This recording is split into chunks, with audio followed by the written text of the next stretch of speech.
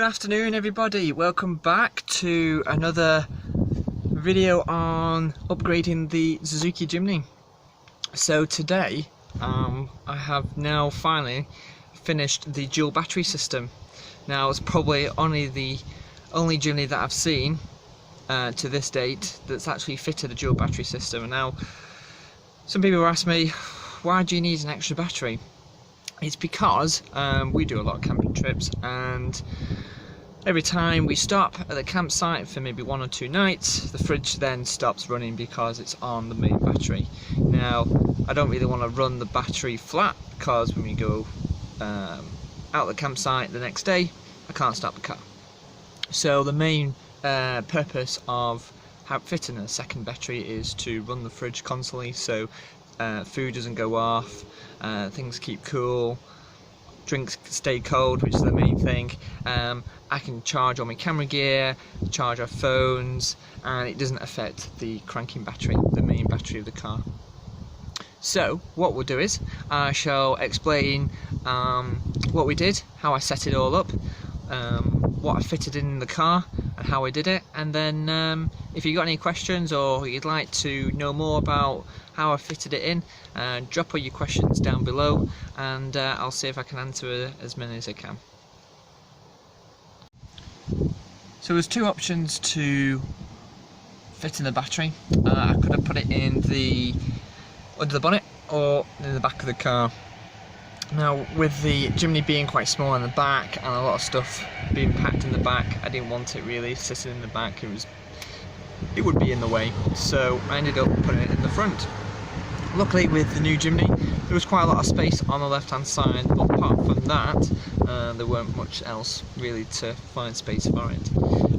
The only problem was, with it being a lot of space on the left hand side, or the right hand side if you're looking at it from the different angle, it's really close to the manifold, but there's plenty of room to put a spare battery, so that's where I put it. Had a look around, managed to find somebody to make a new battery tray, fabricate one specially for the vehicle. We had a look around, scratched our heads for a little bit, and then fitted it. So I had to get a battery first so we could work around the tray, and then we went from there. Then it was just basically getting all the electronics, all the cabling, and all the dual battery system kit. After fitting the battery, then I got the dual battery system. I wanted to get something that worked. I knew that a few people had tried them before and they didn't have any problems, so I decided to go with the Tmax dual battery system. It came with an isolator and a dual battery monitor as well. For around £100, or probably just a little bit less, I think it cost me about £85–90, and it came with a bunch of wiring, connectors, the isolator, the instruction manual, and the battery monitor. So that was the second part. It was to fit the monitor, battery monitor, into the car. So I'll show you that now. Okay, so this is the Tmax battery monitor. So on the left you can see the main battery, and then you can see on the right is your auxiliary one here. Now these 2 buttons here is an auto and manual link button. So basically when you start the engine, it will automatically link both batteries together so they both charge. You've also got a display button which just displays the battery voltage. So at the moment it's just reading the main battery. It will only read the second battery until I link both of them. So if I manually link both batteries together, you can hear the isolator clicking on, and then you can see both batteries are working together. You only select the manual link if you're wanting to pull a lot of power. So let's say you have a winch, then you need the main battery's not pulling enough power, you can link both batteries together like so. And you can see here the auxiliary is at 12.4 and the main one's at 12.4 as well. After a while it'll just disconnect. So if I click again, then it's just linked automatically. You can see it's disconnected now. So that is the Tmax battery monitor. Pretty simple to wire up. It comes with all the wiring anyway, and I'll show you where I wired mine up to. So from here I ended up sticking it down just above the center console. I've fed all the wiring, so there's a connector, so there's a little small connector in the middle, and that wire feeds all the way under the seat, along the plastic panel and through the firewall, and that goes through to the isolator, the main battery and the auxiliary battery. Now just to point out here, as you can see, is the fuse box. So this is the fuse box that goes to the auxiliary battery, and from there it goes to the switches and the connectors at the back, which I'll show you now. So this is the fuse box. So you can see the main positive and negative cable. That's 16mm cable, so it can take enough wattage, enough power to the auxiliary. And basically you've just got your positive and negative going to the switch panel, and of course there's your negative. And basically what happened, I just drilled a little hole for the cable. That of course feeds through to the switch panel, which is here. So this is constantly live. You can see it's running at 12.9 volts. Now this, I think, is reading a little bit off. I'm not sure, because actually on the battery system I think it reads 12.8. Wait, it was reading 12.4 before, but we can see when we start the car what it reads. But of course you've got USB 12 amps, 2.1 amp out, 5 volts on either USB port, and you've got a 12 volt cigarette plug as well. And you can also manually switch that off if you want to. Here you've just got the normal 12 volt outlet that goes to the main battery, and that was already there when I bought the car. Nice and simple. I haven't done anything else really with that. So that's just running on the auxiliary battery, and of course that cable feeds to the fuse box. So if anything happens, maybe pull too much power, the fuse will blow before it goes to the battery, so nothing happens, nothing gets damaged.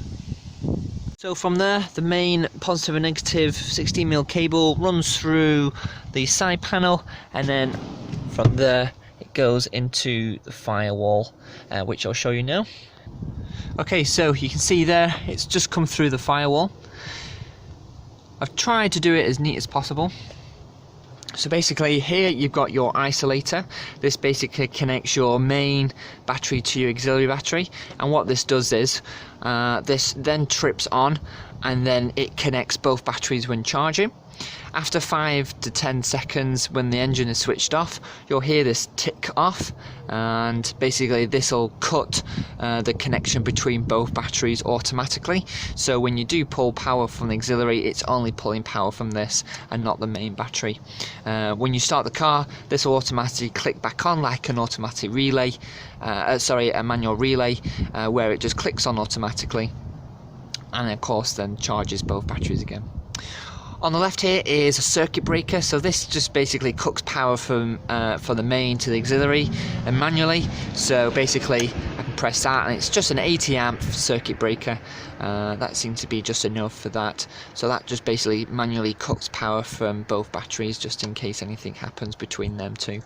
What I may do is put another circuit breaker between the auxiliary and the rear, but I've got a fuse box, so I think we should be alright from there. Everything else, so the red and the blue cable you can see coming out of the thin wires, that's from the monitoring system that goes to the main battery all the way down here. And what I've done is, instead of going to the battery, I've just plugged it into the fuse box here, just to keep things tidy. The green and blue cable that comes out of the firewall, so if I remember correctly, the blue one goes to this one, to the auxiliary battery, and the green one goes to the isolator. And I think the green one basically works as the link between the two batteries.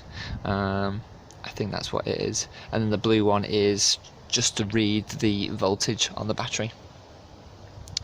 And then these cables here, the 60mm cables, basically that's just the power going from the main to the auxiliary battery and to the rear as well, and all of that is 60mm cable soldered and heat shrinked on, and we did all of that yesterday. So I tried to do it as neat as possible. You can see the battery tray as well. So what I've done is, as well, I've wrapped it in foil, as well as 2mm foil padding inside, just to insulate the battery, because the manifold is here. It gets quite hot.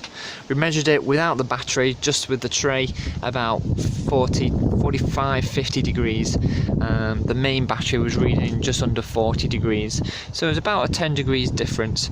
There is foil underneath as well, so that should then reflect some of the heat off the tray. It seems to be fine at the moment.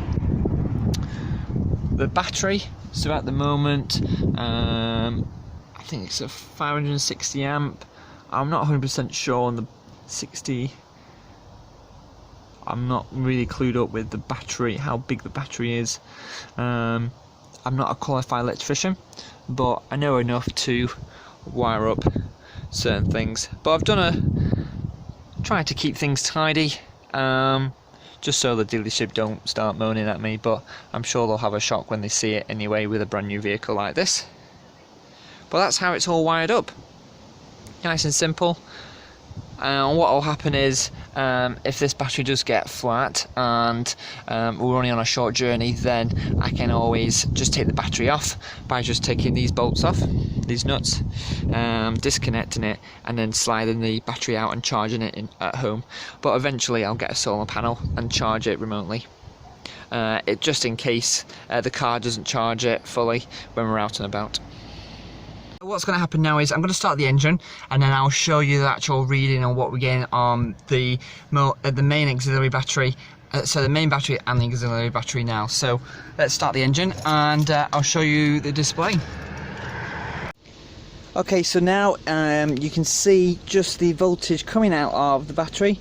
So at the moment it's showing, let's have a look. So at the moment it's running at 14.3 on the cigarette plug, but actually here it's just showing just under 14.5 orange, which means that's fine. Orange, it's charging okay. Green is fine. If it's showing red, then it means that it's overcharging. It shouldn't turn red at all, but that's fine. If I click on, basically you see this green light, that means that it's linked, so both batteries are charging. If I click the display, you can see now the auxiliary battery is fully charged at 12.8 volts, which makes sense because the outlet in the back was showing 12.9, and you can see the actual main battery as well.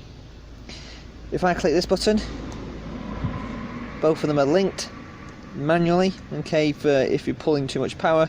This will automatically turn off after 30 minutes. It's advised not to do this quite oftenly because it puts too much strain on the alternator. Okay, after about I think it's 30 seconds, the display turns back off, and you can just see the voltage on the main battery as well, like so.